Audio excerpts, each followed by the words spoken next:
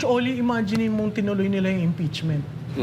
Ay, talagang ako sa reading ko, talagang maghahalo ang balat sa tinalupan, di ba? Talagang ang mga tao sandali lang, inalis niyo yung ama, iniipit niyo pa yung anak. Bakit kayo ganyan, di ba? So, mabuti na rin at na-delay yun, pero ang isa pang hindi na natitingnan ng maigi, ang sinasabi na, wala yung mga Duterte, luma na yan, paso na sila, laos na. Uulitin ko 51 of the 81 provinces voted for a Duterte in 3 election cycles. So may baluarte.